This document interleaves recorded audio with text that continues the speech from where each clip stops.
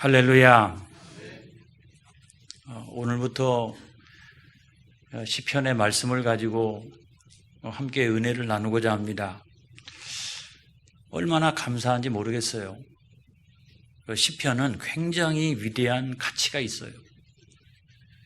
제가 하는 말이 아니라 독일의 스승이고 또 마틴 루터의 통역자인 멜라니 톤이 이야기를 했어요.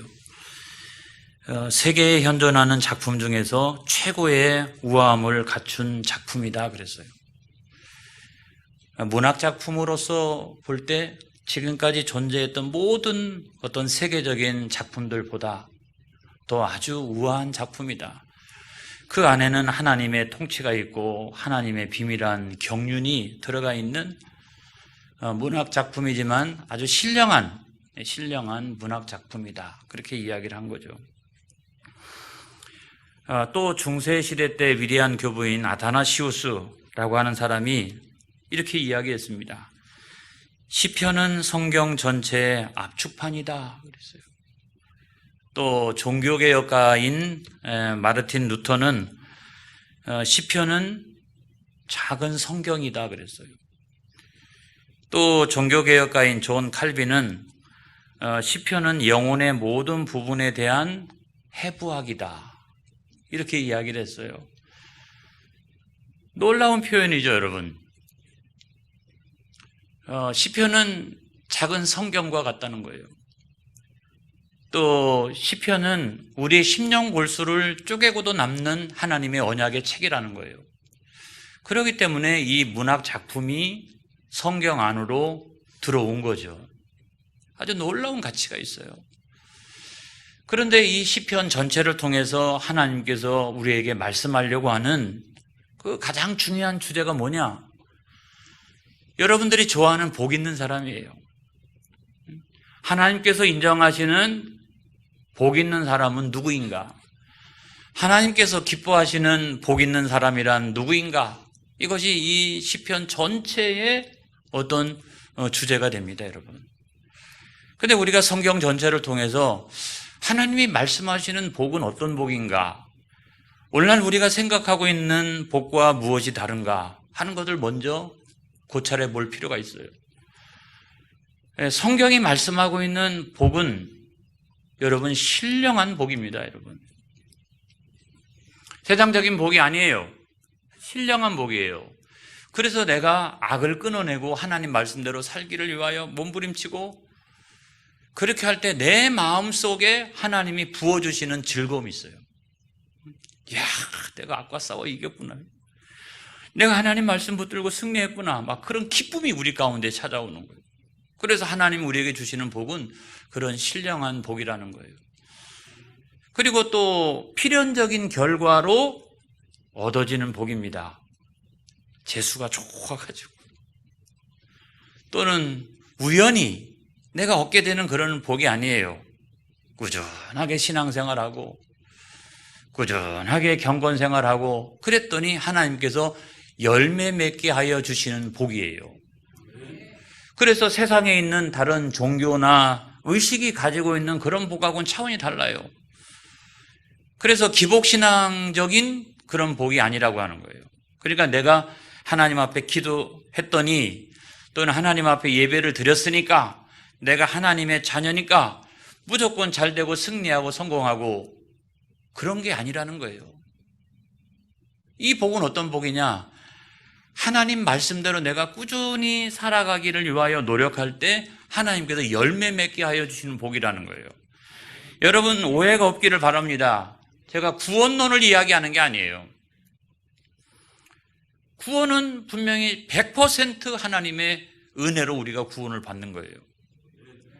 물론 축복도 마찬가지죠. 축복도 하나님의 은혜입니다. 그러나 이 축복이라고 하는 것은 하나님의 말씀에 내가 잘 순종하는 거룩한 행위와 경건한 생활과 그것에 따라서 하나님이 내 인생에 부어주시는 거예요, 여러분. 이거를 우리가 교리적으로 딱 나눌 수는 없다 할지라도 구원이라고 하는 것은 철저히 하나님의 은혜로 축복이라고 하는 것도 하나님의 은혜지만 내가 하나님 말씀을 따라서 살아가려고 노력하는 길 가운데 하나님께서 부어주시는 거다. 이 거룩한 행위와 연관이 있는 것이 축복론이라고 하는 거예요. 이런 구별이 있기를 주님의 이름으로 축원합니다. 그 다음에 세 번째로는 뭐냐? 세 번째로는 형통한 복이에요. 마음에만 하나님 주시는 것도 아니고, 그 다음에 무조건 잘되고 성공하고 승리하고 하는 것도 아니고, 뭐냐면 점차 내 삶이 형통케 되어지는 복이에요. 그걸 가장 잘 설명한 분이 누구냐? 저는 요셉이라고 생각해요. 구덩이에 던져지기도 하고, 형제들 사이에 갈등이 있었잖아요. 노예로 팔려가기도 하고, 뭐 형통합니까? 그의 생애가. 그런데 그의 인생 전체를 놓고 보면 그의 인생은 굉장히 많은 우여곡절과 어려움이 있었지만 나중에는 하나님이 간섭해 주셔서 할렐루야, 점점점 형통하는 그런 삶이 되었다면, 오늘날 세상에서 믿음의 성도들의 복이라고 하는 것이 뭐냐? 여러분, 어려움 안 당하는 성도가 어디 있어요? 시련이 없는 성도가 어디 있습니까? 환난이 없는 성도가 어디 있어요? 그렇지만 인생 전체를 통해서 하나님께서 우리를 형통한 길로 인도해 주신다. 할렐루야. 그거를 믿으시기를 주님의 이름으로 축원합니다. 그리고 네 번째는 뭐냐? 하나님께서 나와 동행하시는 복이다.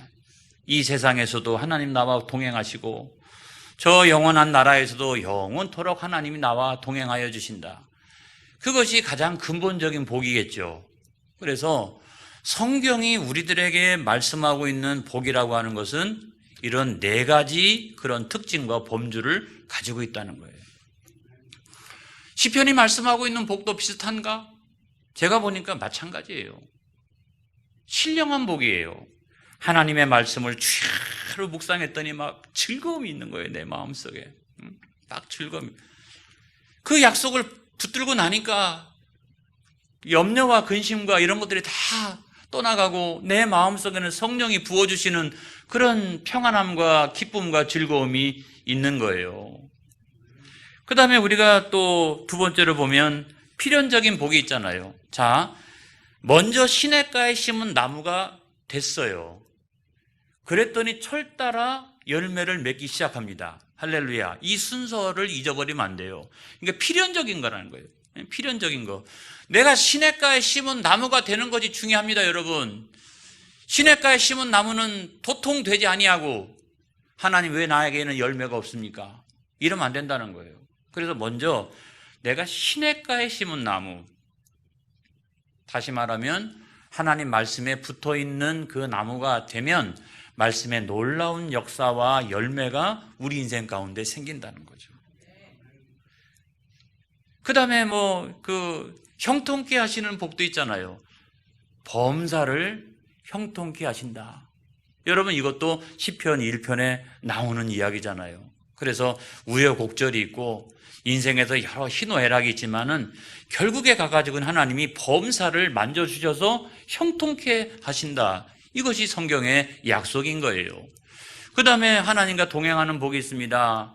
이런 길을 살아나가는 사람은 심판을 잘 견디고 그리고 의인의 모임에 들어간다. 의인의 모임이라고 하는 게 뭘까요? 영생과 천국 아니겠습니까? 그 의인의 모임에 들어가게 된다. 하지만은 악인은 망하리로다. 이렇게 성경이 말씀하고 있는 거죠. 그래서 왜 그 위대한 교부들은 또는 종교 개혁가들은 왜 이 시편을 성경 전체의 축소판이요 또 작은 성경이라고 이렇게 말씀했을까 하는 것이 여기 와서 이해가 되는 거예요. 그래서 이제부터 우리에게 중요한 것은 뭐냐면 그런 복이 있는 사람이 되는 게 중요하잖아요. 그렇죠? 할렐루야. 그런 은혜가 있기를 바랍니다. 그래서 우리가 어떻게 하면 그와 같은 복을 받는 사람이 될까 하는 것이 중요한데, 첫 번째로 여러분 1절의 말씀을 다 같이 한번 읽어보겠어요. 시작. 복 있는 사람은 악인들의 꾀를 따르지 아니하며 죄인들의 길에 서지 아니하며 오만한 자들의 자리에 앉지 아니하고 이렇게 되어 있어요. 자, 복 있는 사람이 되는 비결이 여기 성경에 다 있잖아요. 근데 놀랍게도 1편 1절의 말씀은 복 있는 사람은 이렇게 시작을 했지만 복 없는 사람 이야기로 가득 차 있어요. 무슨 얘기예요? 반면교사를 삼으라 그런 거죠. 반면교사. 근데 그 중에서 가장 먼저 복 없는 사람이 뭐냐? 가장 먼저 악인의 꾀를 따르는 사람이라고 말씀하고 있어요. 왜 그런가?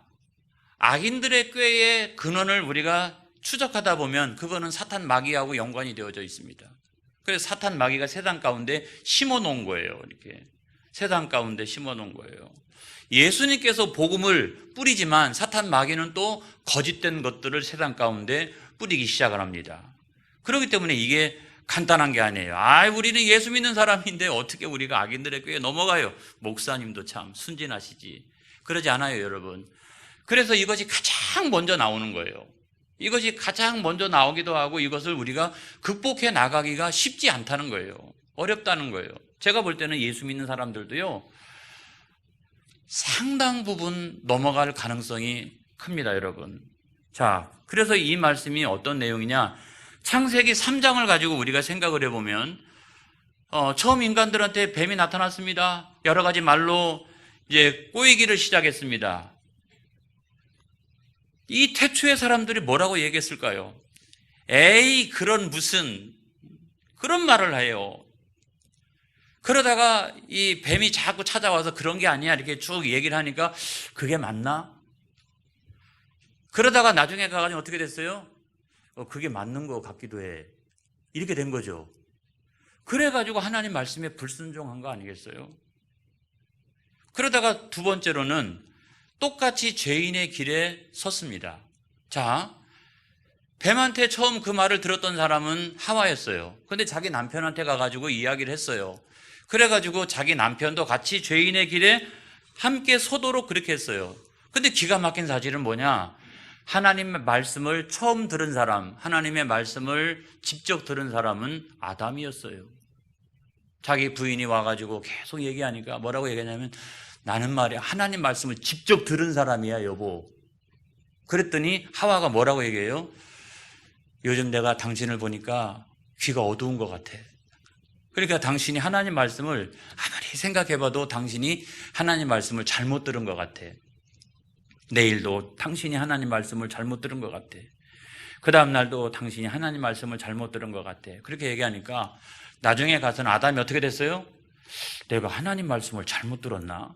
라고 생각하고 둘 다 죄인의 길에 섰다는 거죠. 그 다음에 세 번째 문제는 뭐냐? 세 번째 문제는 다른 것이 아니라 오만한 사람의 자리에 앉는 거예요. 참 위험합니다. 근데 성경이 말하는 오만한 사람이라고 하는 것은 다른 게 아니에요. 자신감이 넘치는 사람, 이런 사람 이야기하는 게 아니에요. 오만한 사람이라고 하는 건 뭐냐면 하나님의 말씀에 대하여 오만한 거예요. 하나님의 말씀에 대하여. 그래서 뱀의 말이 내 안에 들어와서 또아리를 틀고 자리를 딱 잡는 그 순간부터는 여러분 하나님 말씀이 안 들려와요. 하나님 말씀이 안 들려와요. 그리고 뱀의 말이 곧 하나님의 말씀인 거예요. 더 이상 안 들려와요. 안 들려요. 아무리 말하고 설교하고 그런다 할지라도 이 뱀의 논리와 세상적인 논리와 이런 것들이 내 안에 또아리를 탁 틀고서 자리를 딱 앉고 내가 오만한 사람의 자리에 앉는 그 순간부터는 하나님의 말씀이 안 들려오고 진리가 안 들려오고 진실이 무엇인지가 안 들려오기 시작을 하는 거예요. 그래서 제가 서두에 이 악인들의 꾀가 단순하지가 않다. 우리가 절대로 웬만해 가지고는 못 이긴다. 태초의 사람들도 못 이겼다. 이 말씀을 드리는 이유가 여러분 거기에 있는 거예요. 이게 간단하지가 않다고요. 그래서 이런 인생을 살아나가는 사람들은 나중에 어떻게 되느냐? 4절의 말씀에 보면 바람에 나는 겨와 같도다. 여러분 지금은 정미소가 없습니다만은 정미소 그 뒤편에 가서 보면 막 겨가 막 바람에 쫙 날리는 걸 우리가 봅니다만은, 그래서 그의 인생에 말씀의 중심이 없으니까 바람에 나는 겨와 같이 이쪽에서 훅 불면 저쪽으로 날아가고 저쪽에서 불면 또 이쪽으로 날아가고 그런 인생을 결국 살아가게 된다는 거예요. 그런데 그런 인생의 결과는 뭐냐? 5절에 보면 심판을 견디지 못하고 결국에는 의인들의 모임에 들어가지 못한다는 거예요. 그리고 나중에 멸망길을 가게 된다는 거예요. 그래서 이 굉장히 많은 분량에서 복 있는 사람에 대한 이야기를 하면서 복 없는 사람의 첫 번째가 뭐냐면 악인들의 꾀를 따르는 사람이라고 성경은 말씀하고 있는 거예요. 이게 여러분 단순한 게 아니라는 거예요. 그러면 우리가 어떻게 하면 복 있는 사람이 될 수 있습니까? 어떻게 하면 그 현란한 세상적인 논리와 악인들의 꾀를 우리가 이길 수 있나요? 사단의 유혹을 어떻게 하면 이길 수 있나요? 2절의 말씀은 그 해답을 우리에게 주고 있어요. 오직 여호와의 율법을 즐거워하라. 할렐루야. 그래, 하나님 말씀으로 가득 채우고 있어야 된다는 말이에요. 여러분, 우리가 하나님 말씀 즐겁습니까? 할렐루야. 놀랐어요, 제가. 자, 우리가 하나님 말씀을 처음 읽기 시작할 때는 사실은 어렵죠. 힘들죠. 작심? 3일 이렇게. 근데 여러분, 우리가 성경 통독을 시작해야 됩니다. 코로나19 상황에서. 주만나 큐티 열심히 해야 됩니다, 여러분. 여러분과 제가 이렇게 대면하여 설교를 듣기가 어려워요. 그렇기 때문에 내가 성경 읽어야 돼요, 내가. 그리고 내가 주만나 큐티를 통해서 목사님 말씀이 어떤 말씀인지, 어떤 하나님의 말씀인지를 우리가 꿰뚫고 있어야 된다, 이런 말이에요. 그러지 않으면 대면하지 않고서는 정확하게 이렇게 전달이 되어지기가 대단히 어렵다, 이런 말씀이에요. 그래서 우리가 하나님의 말씀을 읽고 듣고 그렇게 하기가 참 쉽지 않지만 그럼에도 불구하고 시작을 하면 성령이 역사하신다. 시작하면 성령이 역사하신다. 그 속에서 이렇게 샘이 깊은 물, 말씀의 진수, 이런 것들이 여러분 느껴지기 시작하고 성령이 내 마음을 창조해 가신다. 그건 걱정하지 마라. 여러분 일주일 동안 해보고 아무래도 목사님 제 마음속엔 즐거움이 없나이다, 이런 분은 저한테 당회실로 찾아오세요, 여러분. 성령이 역사하십니다, 성령이. 그 다음에 두 번째로 그의 율법을 어떻게 하면 주야로 대면할 수 있느냐? 어떻게 하면 주야로 우리가 대면할 수 있느냐? 이건 다른 게 아니죠. 암송하는 거예요. 주야로. 자, 이스라엘 백성들은 그때 당시 성경이 제대로 갖추어지지가 않았어요. 모세오경, 이걸 제대로 이렇게 접할 수가 없었어요. 어떻게 접했습니까? 구전이죠, 구전. 아버지가 암송을 해가지고 자녀들을 붙들어 놓고 이게 하나님의 말씀이야. 그리고 자녀들한테 암송을 시킨 거예요. 이 암송하기 전에는 밥 먹지 마라. 이러면서, 왜냐하면 그렇게 엄격하게 하지 않고서는 구전을 통해 가지고 이게 하나님의 말씀이 쫙 이렇게 내려간다고 하는 게 쉬운 일이 아니잖아요. 그래서 유대인들의 교육이 엄격한 이유가 거기 있다는 거예요. 그래서 아버지가 먼저, 부모가 먼저 하나님 말씀을 팍 암송하고 자녀들한테 하나님 말씀 암송을 시키고, 그렇게 했더니 주야로 하나님 말씀을 대하게 되는 거죠. 그렇죠? 그런 시대에 우리는 오늘날 성경 있어도 주야로 안 되는데. 그리고 세 번째는 뭡니까? 그 말씀을 묵상하는도다 그랬어요. 주야로 막 암송하다 보니까 어떻게 해요? 생활의 구체적인 상황에, 또 어떤 실제적인 상황에 그 말씀을 적용하기 시작합니다. 하루 종일 뭐 하겠어요? 일상적인 생활도 합니다. 그러면서 내가 지금 묵상하고 있는 이 하나님의 말씀을 모든 삶 가운데 적용하기 시작해요. 그랬더니 거기들마다 말씀의 열매가 막 맺혀지기 시작을 하는 거예요. 할렐루야. 그런 은혜가 있기를 바랍니다. 이렇게 하나님의 말씀으로 충만하지 않고서는 악인들의 꾀를 절대로 이길 수가 없습니다, 여러분. 사단이 심어놓은 그 꾀를 절대로 이길 수가 없습니다, 여러분. 하나님의 말씀으로 충만하시기를 주님의 이름으로 축원합니다. 그런 사람을 뭐라고 얘기하느냐? 시냇가에 심은 나무. 나무가요, 광야에 있다가 외롭게 서 있는 게 아니라 시냇가 옆에 쫙 이렇게 서 있어요. 그래서 오늘 성경 말씀에도 보면은 3절에 그는 시냇가에 심은 나무가 철을 따라 열매를 맺으며 그 잎사귀가 마르지 아니함 같으니 그가 하는 모든 일이 다 형통하리로다. 할렐루야. 말씀의 열매는 철이 없어요. 세상의 열매는 철이 있습니다. 가을에 열매를 맺어요. 그렇지만 하나님의 말씀의 열매는 내가 심어놓은 곳곳마다 봄, 여름, 가을, 겨울 상관없어요. 아무 때나 열매를 맺어요. 그렇기 때문에 범사가 형통하게 되어지는 것이죠. 할렐루야. 그런 은혜가 있기를 바라요. 그리고 더욱더 감사한 것은 뭐냐면 그런 사람들은 심판을 잘 견디고 의인의 모임에 들어가게 되고 무엇보다도 하나님께서 인정하시는 인생이 되어진다는 거예요. 이걸 믿으시기를 바랍니다. 그래서 여러분, 우리가 복 있는 사람이 되어져야 하는 거예요. 그래서 결국 복 있는 사람이란 뭐냐? 복 있는 사람이란 뭐냐? 말씀 멀리형 신자가 아니고, 아무리 신자를 할지라도 소용없어요. 말씀을 멀리하면 복을 못 받아요. 말씀 밀착형 신자가 되어져야 돼요. 말씀을 늘 이렇게 밀착하면서 그런 신앙생활을 하는 성도가 되어지길 바랍니다. 오늘부터 여러분들이 그렇게 시작을 했으면 좋겠어요.